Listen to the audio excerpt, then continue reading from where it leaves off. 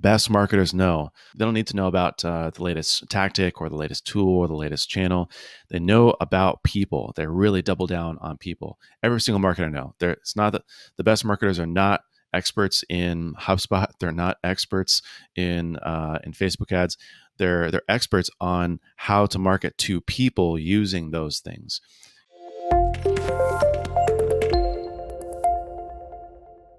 So I'm going to be talking about the 7 habits of highly effective marketers, sort of a fun concept I came up with. And so super stoked to go through basically all the things that I recommend for other people to level up their skills, and a few I think that will surprise you and be really informative for you. All right, number 1. The number 1 habit for highly effective marketers is customer research. Something that I've learned is that there's really only 2 types of companies and 2 types of marketers really as well. There are those who guess, and there are those who do customer research. And guessing is not a good strategy. In fact, I should say it's a very bad strategy. But to be honest, that's what a lot of people do. They kind of go with their gut. They just go on a whim. They think they know what's best for their customers, right? It's the old kind of Henry Ford cliche of if my customers ask me what they wanted, or if I asked my customers what they wanted, they would ask for a faster horse, not a car. That's not exactly true. So my challenge to you is to ask you, how well do you really know your customers? I feel like a lot of the issues of today's marketing and companies, and you think about concepts like product market fit, getting funding, traffic, conversions, it really all comes back to how well do you know your customers. It can be a huge competitive advantage. And I'm not talking about the bland, made-up kind of personas that you might have put together between meetings. Do you really know your customers, like personally, on a personal level? Have you talked to them? Do you chat with them? Have you gotten on a phone call with them? Do you know what their hopes and dreams are? Do you know what they struggle with, where they hang out online, what they need help with? This is stuff that you can't just kind of like fill in the blanks of, okay, here's Marketing Mary or James Choi, and here's his main roles. Here's what he cares about. Like, no, you got to actually know your customers. I'm a firm believer personally that your customers will tell you everything you want to know and what you need in order to build, how to charge them, what to say, which channels to invest in. You just have to ask them. Right? Your entire marketing strategy will be revealed to you by your customers if you just get on a phone call with several of them. It can be a huge advantage as well, because you'll know things that your competitors don't, and you'll even be able to anticipate the needs of your customers as opposed to always reacting, right, and looking at what your competitors are doing, or again, just guessing, right, which is not a good strategy. It's a very bad strategy. Habit number 2, positioning. What is positioning? April Dunford says that marketing can polish a turd, but positioning can turn turds into fertilizer. And I feel like this just perfectly encapsulates what positioning is and why it's so useful. It's all about who it's for and what it's for. There are 2 questions that people don't ask enough. One is, why should someone care what I have to say, speaking for the product? And 2, why should someone choose my product or products over an alternative? Whether it's on a landing page, a sales pitch, a demo, or even a casual conversation, too often marketers just jump straight into the features and how it works and listing these vague benefits and talking about how much VC money they've raised and their amazing company culture. And it's like, who cares about that? You see all these crazy headlines on landing pages these days, like, we use machine learning to increase ROI, or our next gen technology blows the competition away, or it's like all these vague headlines that kind of like make your head tilt, and you're like, I don't really know what this is or who it's for or why I should care about this.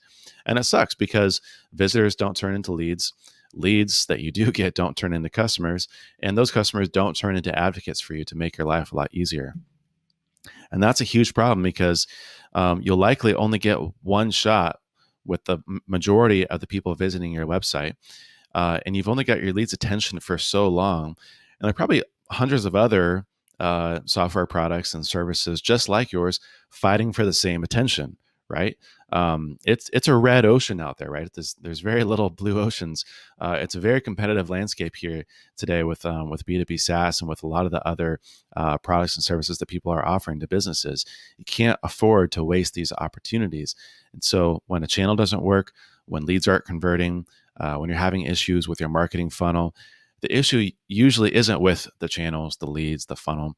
It's with your offer. It's with your positioning. When you have great positioning, when you've struck a nerve, when you've really positioned yourself well, people are immediately hooked when they land on your website, right? You can make strangers feel understood and appreciated and compelled to keep listening to what you have to say and take action. You stick in people's minds, right? You're remembered. You're associated with something according to what people want or pain that they're experiencing, right? And so that way, people don't leave you to another day. They take action right away, right? You're always in the back of their mind, ready for when the right moment appears.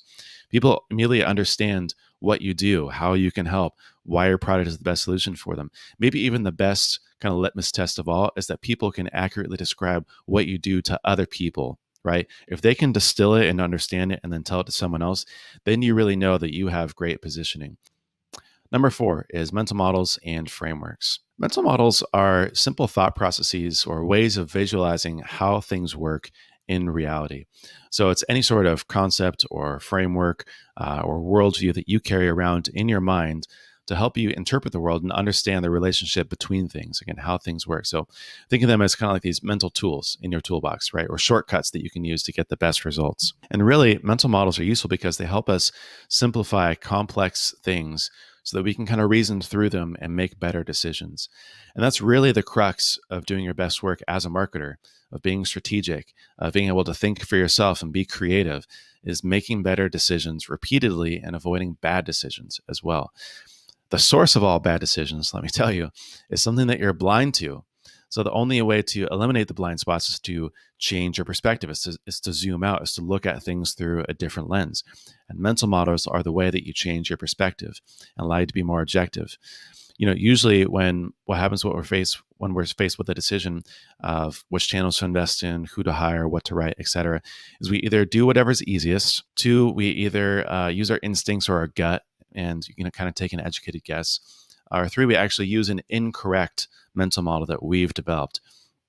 When you think about it, all of these are actually very risky ways of making a decision, of choosing what to do.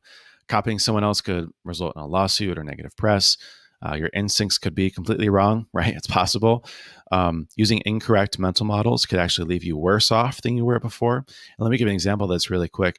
A lot of marketers make decisions based on asking themselves, well, what would I want? And this might work if you're very similar to your customers or if you are a customer. But what if you're not, right? You could have a completely different buying behavior, beliefs, values, backgrounds, skills, circumstances, way of thinking and seeing the world. Plus, how do you argue with another marketer or another person on the team who uses that same logic of what would I want, but gets to a completely different conclusion, right? Or makes a completely different suggestion? Who's right? How do you determine that, right? This mental model could be very disastrous for you. Let me tell you, it's not a really productive way of doing things. So using correct mental models offers you a consistent way to get more information, better information, and then to make better decisions. Habit number 5, keep a swipe file. If you don't already have a swipe file, you need to start building one as soon as possible. It's been one of the most integral parts to me growing as a marketer. Artists face a blank canvas, right? Writers face a blank document. Marketers face an empty page. But all three of them face and solve this problem in a very similar way. They steal, they swipe things. The point remains, great artists select elements from other artists, and then they incorporate into their own with their own unique flair, right? So they're repurposing, they're remixing. It's not actually stealing, right? It's basically sampling, to use a music industry example here. But a swipe file allows you to select elements from other people's marketing and remix it for your own marketing. It's a collection of examples that allows you to start from a place of inspiration instead of reinventing the wheel all the time, starting from scratch. Again, I hate starting from scratch. You don't have to do that.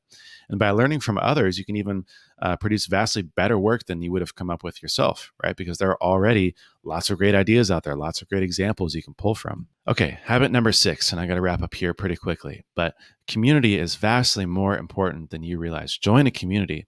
Networking is kind of like the gross version of building valuable connections with people. Community is the good version of building valuable connections with people. And that's really at the heart of what I'm trying to get at.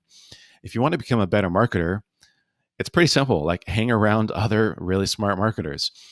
They say that you're the average of the 5 closest people around you. So get close to the smartest minds in marketing, and then you're guaranteed to level up, right? You can learn through osmosis, get feedback on what you're working on. You can brainstorm challenges, get your questions answered. It's basically like your support group. You need to have someone, specifically a group of marketers, who can really help you level up. It's kind of like a rising tide lifts all boats ideas. And you're a boat in that scenario.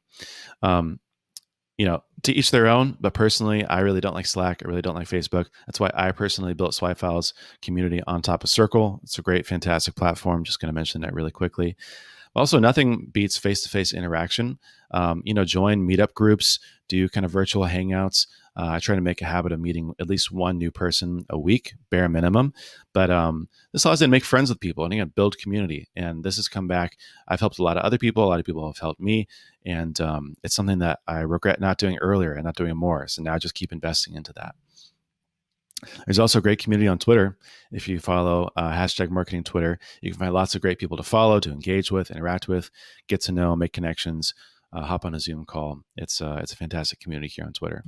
Okay, and seventhly and finally, borrow other people's audiences. Everyone always tries to build an audience from scratch. Again, I hate starting from scratch.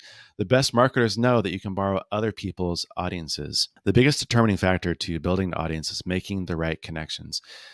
Getting people who don't know you to know you and pay attention to you, right? It's not trivial. It's pretty hard. It's kind of a chicken and egg problem when you're just starting out, especially. It can be slow and grinding work, lots of experimentation, right, to figure out what it's going to take. But the best way to circumvent that is by making friends with people who have audiences and you borrow their audience, right? The goal here should be to always grow your own platform. So direct connection with your audience. You own and control your blog, your email list, your community, text message list, podcasts, etc. And the way you do that is through rented platforms. So social media, online listings, public profiles, community profiles, external publications. And then the way you do that usually is through borrowed audiences, borrowed platforms. Other people's social media, other people's email lists, other people's blog, other people's communities, other people's podcasts. You have to start there. And there are three types of people who you can borrow their audience in one way or another. One is amplifiers, so people you and your audience admire. There's also allies, so people like you. And then there's friends, so people who are in your close direct network, right? But the goal should always be to borrow other people's audience. It's an amazing way. YouTubers knew this a long time ago when they did collaborations.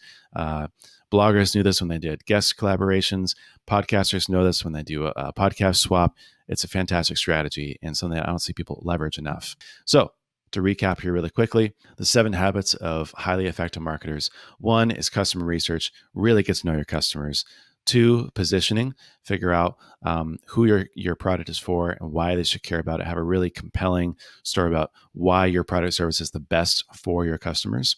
3 is copy pasting instead of copywriting. Again, use proven frameworks and formulas in the words of your customers. 4 is mental models and frameworks. Makes your life a lot easier to see the world in the correct way to make better decisions. Number 5 is to keep a swipe file for inspiration. Don't start from scratch. Number 6 is to join a community. You need that support system, the people who can help you level up as a marketer. And 7 is to borrow other people's audiences. Okay, so thanks a lot, and I appreciate you tuning in.